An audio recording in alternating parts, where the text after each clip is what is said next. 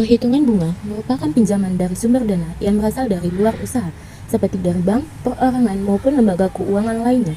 Dengan besarnya jumlah bunga tergantung pada waktu, jumlah pinjaman, dan tingkat bunga yang berlaku. Terdapat sistem perhitungan bunga.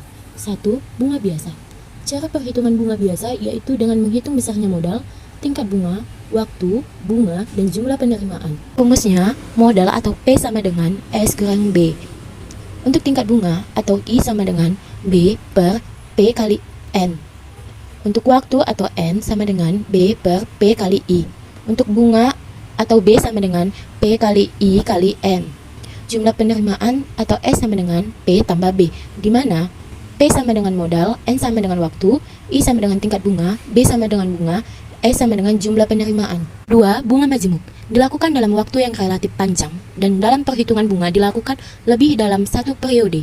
Rumus perhitungan bunga majemuk yaitu R sama dengan 1 dikurang buka kurung 1 ditambah I pangkat min N per I.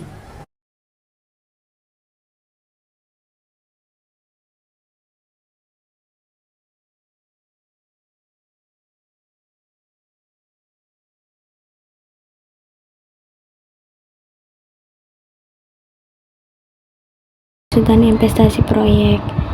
Metode investasi proyek dibagi menjadi 4. Yang pertama, metode rata-rata.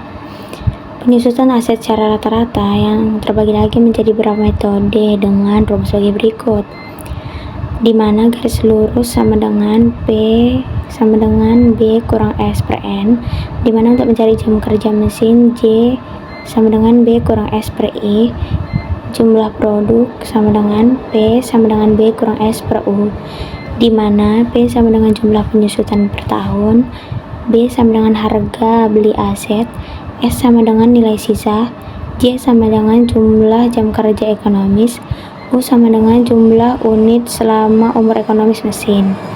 Yang kedua, metode bunga majemuk, yaitu penyusutan yang dilakukan pada tingkat bunga yang berlaku dalam masyarakat sebagai biaya modal.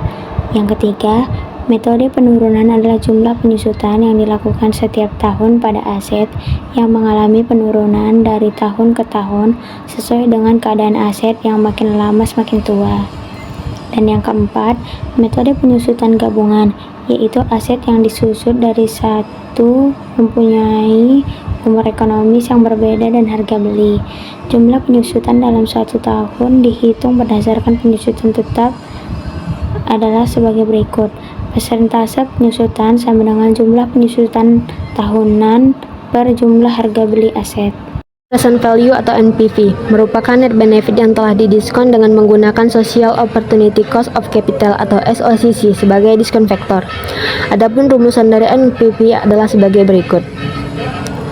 Internal Rate of Return atau IRR merupakan suatu tingkat diskon rate yang menghasilkan net present value sama dengan 0, dengan rumusan sebagai berikut, di mana I1 adalah tingkat diskon rate yang menghasilkan NPV 1, sedangkan I2 adalah tingkat diskon rate yang menghasilkan NPV 2. Net Benefit Cost Ratio atau Net BC merupakan perbandingan antara net benefit yang telah didiskon positif dengan net benefit yang telah didiskon negatif dengan rumusan sebagai berikut. Dengan kriteria A. Jika net benefit cost ratio lebih dari 1, berarti gagasan atau usaha proyek tersebut layak. B. Jika net benefit cost ratio kurang dari 1, berarti tidak layak untuk dikerjakan. C. Jika net benefit cost ratio sama dengan 1, berarti dalam keadaan break even point. Benefit cost ratio adalah perbandingan antara benefit kotor yang telah didiskon dengan cost secara keseluruhan yang telah didiskon dengan rumus sebagai berikut. Rasio ini menunjukkan jika gross B atau C lebih dari 1, berarti gagasan usaha atau proyek tersebut layak. Jika gross B atau C kurang dari 1, berarti tidak layak untuk dikerjakan. Jika gross B atau C sama dengan 1, berarti dalam keadaan break even point atau BEP. Profitability ratio merupakan suatu rasio perbandingan antara selisih benefit dengan biaya operasi dan pemeliharaan dengan jumlah investasi dengan rumus sebagai berikut. kriteria. Jika PR lebih dari satu, berarti gagasan usaha atau proyek tersebut layak. Jika PR kurang dari satu, berarti tidak layak untuk dikerjakan. Jika PR sama dengan satu, berarti dalam keadaan break-even point atau BIP.